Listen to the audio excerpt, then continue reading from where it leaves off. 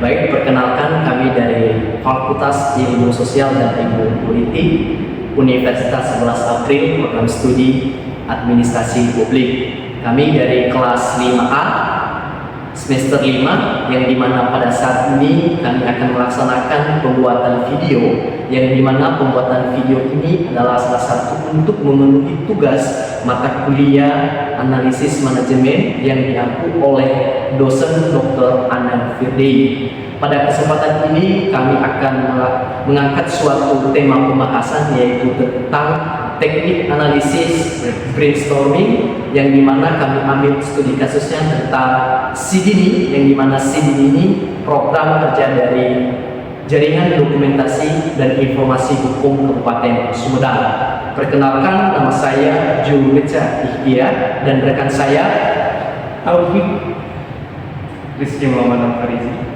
Setelah ini kami akan melaksanakan pemaparan materinya. Terima kasih.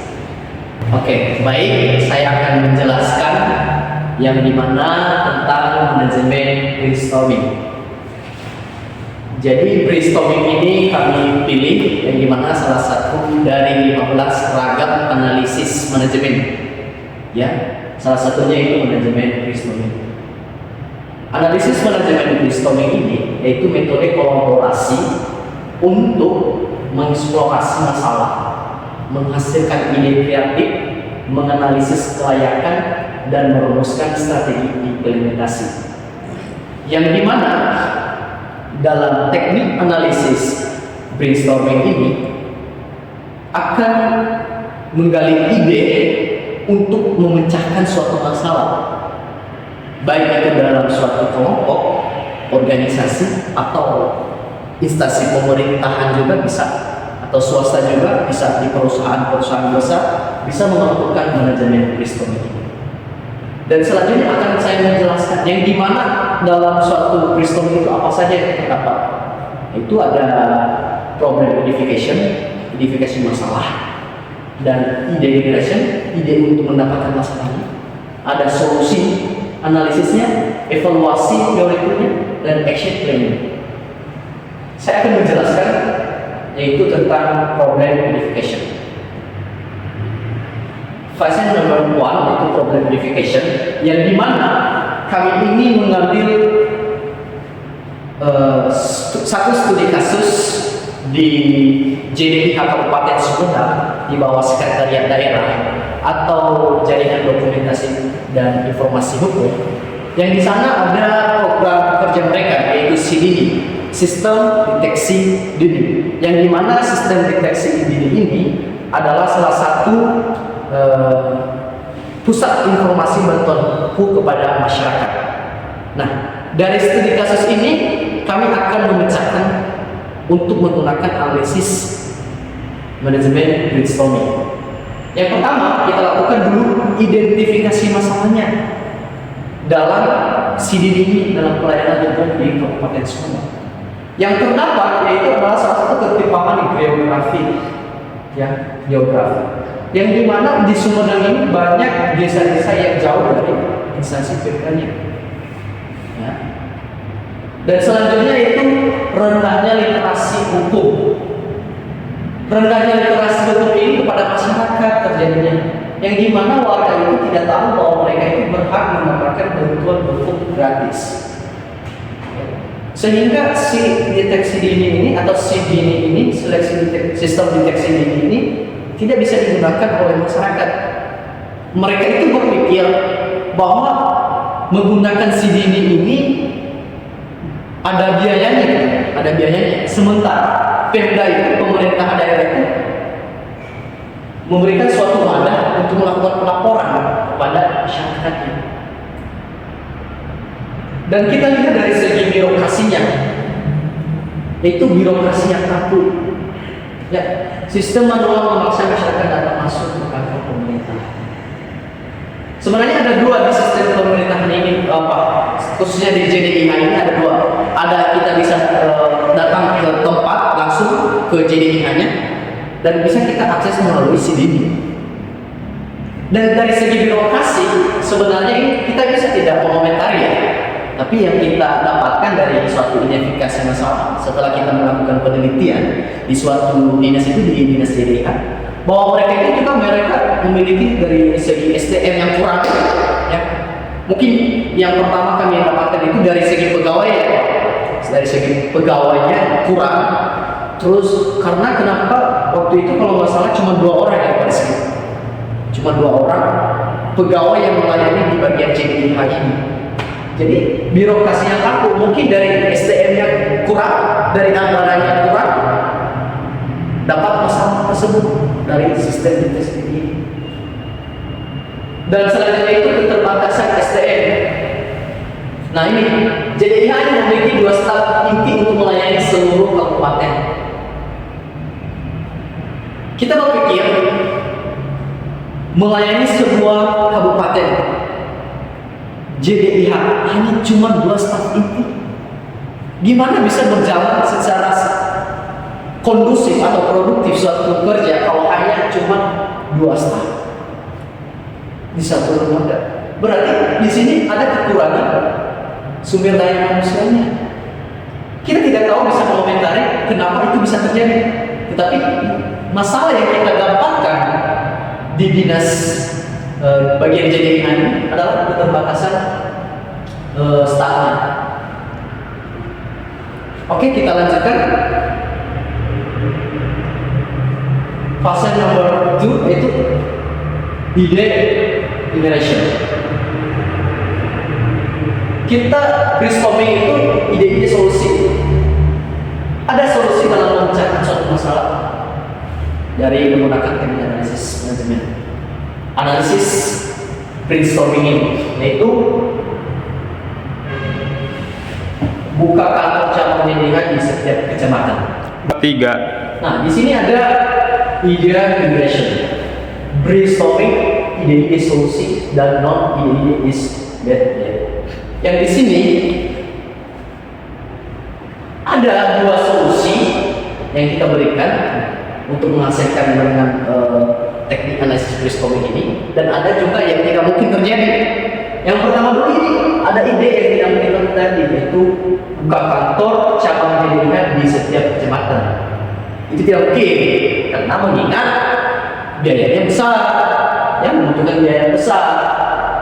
Dan sehingga apa yang kita munculkan untuk menangani ini? Ada 2 ide. Yang pertama, menggunakan teknologi digital. Dalam menggunakan teknologi digital ini, memang SIDINI adalah ini berbasis teknologi, berbasis website penggunaannya. Namun setelah kita melakukan penelitian, website ini masih terbatas, ya, masih terbatas. Dan sehingga apa yang kita munculkan? Kita lah berbenahi website itu dengan menggunakan teknologi digital yang lebih besar lagi peluangnya, yang bisa diakses gitu. Nah, selanjutnya itu kolaborasi dengan lembaga bantuan hukum, sangat potensial. Di sini untuk lebih bagus, SIDINI ini harus ada kerja sama kepada bagian hukumnya. Biar apa? Biar efisien, memanfaatkan Sumber daya yang ada. Sumber daya yang ada. Memang kerjasama SIDINI ini ada dari LBH, Lembaga Bantuan Hukum, Dishub, Dinas Kominfo ada, tapi mungkin masih kaku. Karena kenapa? Karena tadi banyak masalah-masalah yang didapatkan. Tetapi ini kita melakukan ide untuk menguatkan lagi biar bisa berjalan lancar gitu. Oke, kita lanjutkan. Lahirnya SIDINI, Sistem Deteksi Dini. Nah, saya jelaskan untuk produk SIDINI ini gimana cara bekerjanya, yaitu ada melakukan via email resmi JDIH, ya. untuk pengajuannya. Contohnya dari masyarakat, contohnya saya melakukan pelaporan, yaitu melakukan via email yang sudah disediakan oleh JDI. Mungkin dari website ini cara kerjanya ya, dari website dulu seperti ini. Ketika kita login ke sini-nya, kita dibawa untuk ke email di sini. Kenapa di sini dilaksanakan kedua? Biar data kita itu aman secara personal gitu. Secara personal masuk ke JDI-nya. Nah, tadi via website JDI Kabupaten Sumedang bisa melakukan juga via website JDI Kabupaten Sumedang. Nah, data pelaporan ini tidak bisa diakses secara langsung, ya. Tetapi itu menunggu dari LBH-nya. Tadi ada kerjasama kepada lembaga-lembaga hukum. Nah, di situ si Dini ini, bagian JDIH ini, setelah mendapatkan suatu pelaporan langsung ke LBH-nya. Nanti LBH ini yang melakukan tindakan atau proses pelayanan hukumnya gitu. Oke, kita lanjutkan. Ya, ada yang tersikip. Jadi si Didi ini lahir pada bulan Juni tahun 2023, dan di mana si Didi ini juga adalah salah satu misi kepala daerah Kabupaten Sumedang atau Bapak Bupati untuk mewujudkan Sumedang simpati, yaitu berbasis digital semua. Makanya ada pelayanan, dilakukan pelayanan si Didi ini. Oke, kita lanjutkan. Model kolaborasi. Nah, di dalam si Didi ini bisa kita lihat bahwa di atasnya itu JDI Kabupaten Sumedang yang menjadi koordinator atau pengelolanya. Jadi di atas dulu ada JDI Kabupaten Sekretariat Daerah yang mengelolanya. Terus ada LBH Jaya Persada, yaitu JDI itu bekerja sama kepada lembaga bantuan hukum. Setelah itu ada Disub dan Kominfo. Ini mereka melakukan bagian dari sarana prasarana ya, sarana prasarana. Terus selanjutnya ada perangkat desa, sosialisasi. Desa ini untuk bertujuan kepada masyarakat untuk bisa melakukan sosialisasi kepada masyarakatnya, pengguna. Terus masyarakat itu adalah pengguna dari program CDD ini. Selanjutnya kita akan lanjutkan solusi. Nah, kita kaitkan dengan solusi SWOT dari segi kekuatan, yaitu berbasis kebutuhan dari masyarakat yang kita lihat CDD. Terus dukungan regulasi Peraturan Presiden Nomor 33 2012, dan selanjutnya kolaborasi lintas sektor solid, frugal innovation, selaras visi Sumedang simpati. Dan dari segi kelemahannya itu kita tahu sendiri, itu dari segi SDM yang terbatas, cuma 2 staf inti. Kedua, literasi digital masyarakat masih rendah, yang dimana masyarakat kita masih kurang. Setelah itu ketergantungan server pada Kominfo, belum ada regulasi daerah khusus, dan monitoring masih belum sistematis. Dan akan dilanjutkan oleh rekan saya. Baik, terima kasih kepada Saudara Jul atas pemaparannya terlebih dahulu. Selanjutnya saya Rizky Muhammad Al-Farizi akan melanjutkan apa yang Jul sampaikan mengenai fase 3, yaitu Analyze Solution dari SWOT untuk aplikasi CDD tersebut. Karena tadi Saudara Jul sudah menjelaskan strength dan weakness-nya daripada aplikasi CDD ini, maka saya akan melanjutkan di sini, yaitu opportunities dan threats. Yang pertama, opportunities atau peluang. Nah, yang pertama, replikasi ke sektor lain, perizinan dan pengaduan. Dengan adanya CJD ini, maka masyarakat dapat secara tidak langsung mengakses sektor perizinan dan pengaduan tadi yang sudah dijelaskan, yaitu dari Disub dan juga LBH Jaya Persada. Yang kedua, menjadi model nasional. Nah, jadi Sumedang ini pada tahun 2024 itu mendapatkan penghargaan dari nasional, yaitu menjadi best model pelayanan hukum bagi masyarakat. Yang ketiga adalah dukungan rencana pembangunan jangka menengah daerah untuk berkelanjutan. Dengan sudah ada model yang bagus seperti CJD ini, maka tugasnya adalah mengembangkan agar bagaimana pelayanan digital hukum kepada masyarakat itu terus berkembang. Selanjutnya ada tren digitalisasi pemerintah. Mengenai tren digitalisasi pemerintah, sepertinya seluruh pemerintah di Indonesia sudah mulai melakukan apa yang namanya digitalisasi ya, termasuk pemerintah Kabupaten Sumedang tersendiri. Yang ketiga adalah peningkatan kesadaran hukum. Dengan digitalisasi pelayanan hukum, maka dengan kata lain, masyarakat dan warga di Kabupaten Sumedang terkhususnya bisa mengakses layanan hukum atau mengetahui layanan hukum dengan sangat gampang dengan adanya internet ini. Nah, yang ketiga adalah threat. Tentunya setiap aplikasi, kebijakan, maupun apapun itu namanya selalu mempunyai ancaman sendiri. Ancaman yang pertama adalah resistensi budaya terhadap teknologi. Rata-rata menurut survei yang ada bahwa masyarakat di atas umur 50 itu cenderung tidak terlalu paham mengenai teknologi dan enggan untuk mempelajari teknologi. Yang kedua adalah keterbatasan infrastruktur internet di desa. Seperti yang kita tahu bahwa Sumedang itu terdapat 450 desa yang tersebar. Nah, di antara seluruh desa itu tidak mungkin ada beberapa desa yang memang akses internet itu kurang baik. Selanjutnya, resiko turnover SDM pelatih sebagai aparat sipil negara, maka dua state inti tadi yang melayani JDIH itu juga memiliki resiko untuk dipindahkan ke dinas instansi yang lainnya. Yang ketiga, yang keempat, adalah keamanan dan privasi data. Seperti yang kita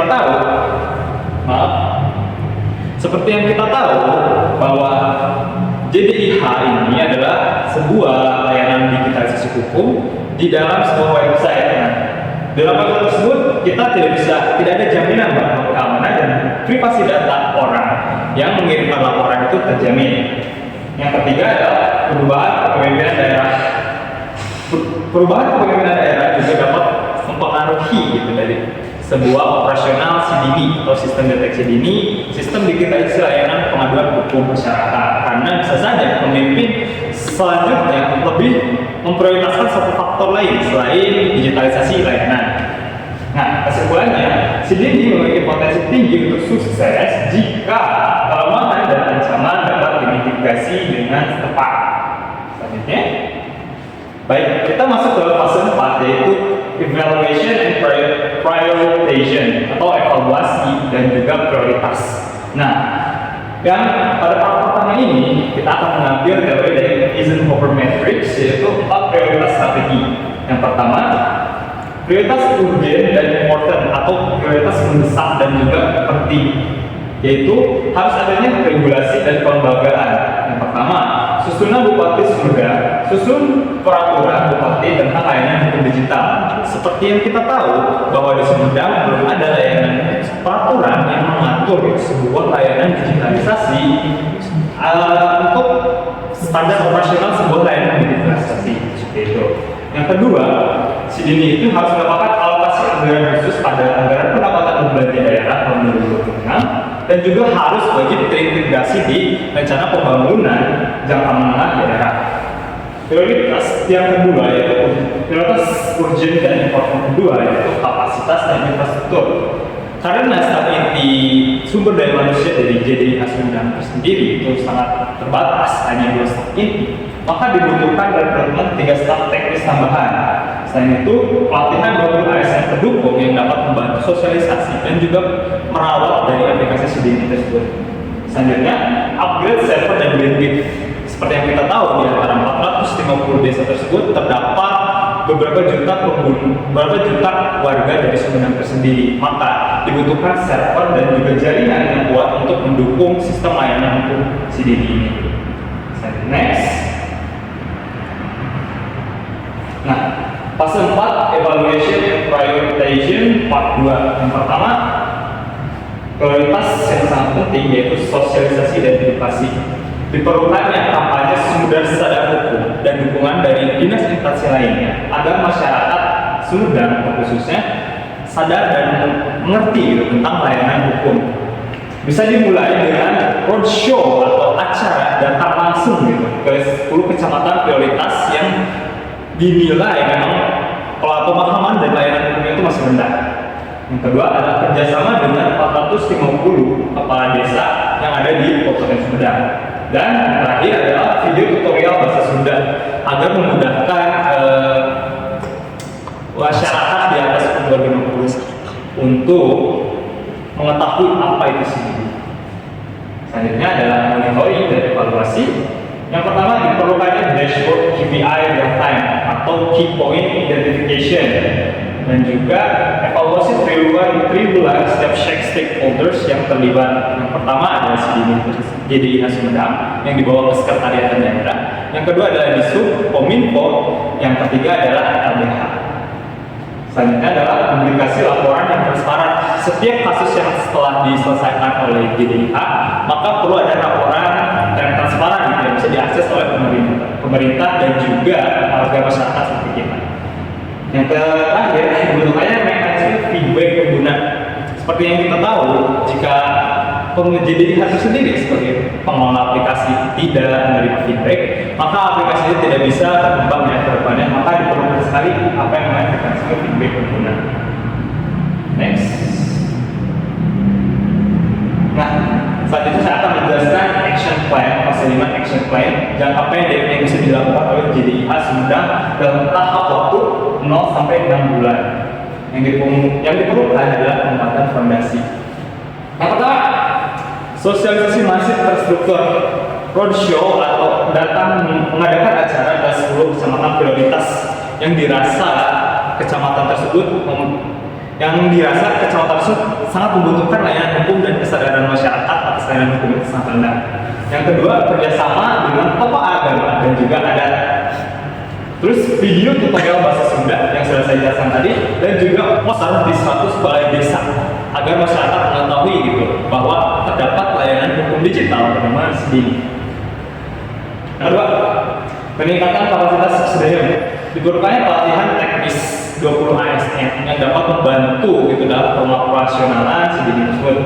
Terus harus diadakannya workshop literasi digital oleh operator desa setiap desanya masing-masing.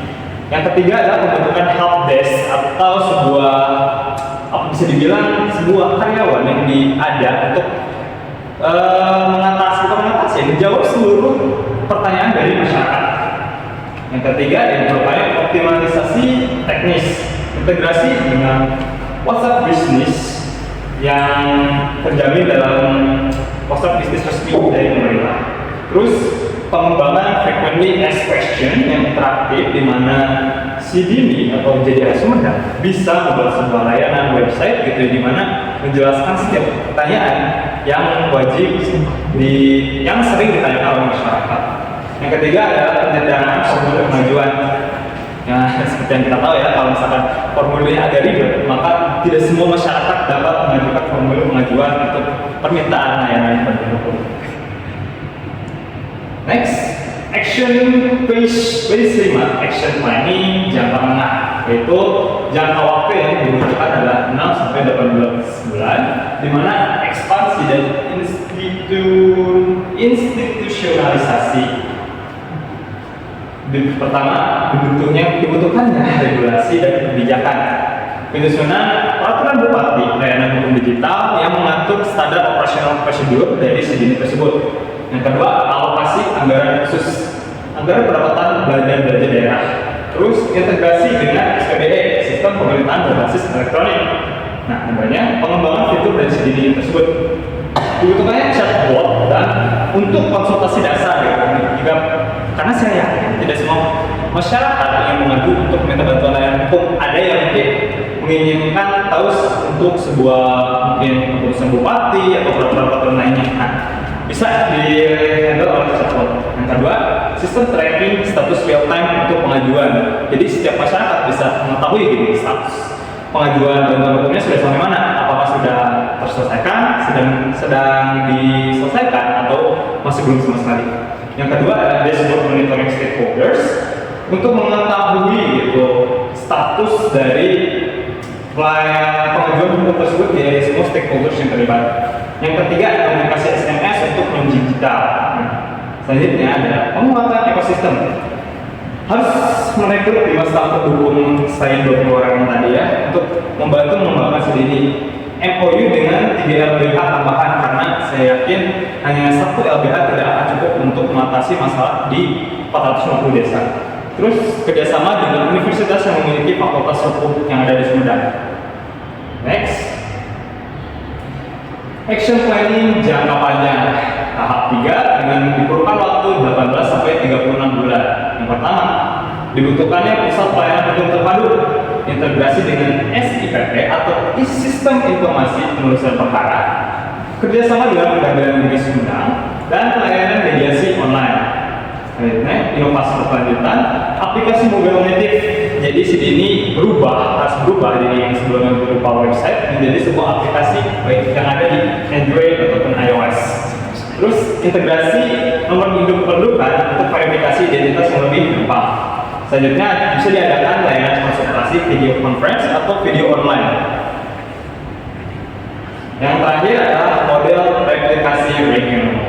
Dokumentasi best practice. Jadi CDD ini bisa dijadikan best practice untuk negara-negara lain sebagai dijadikan contoh.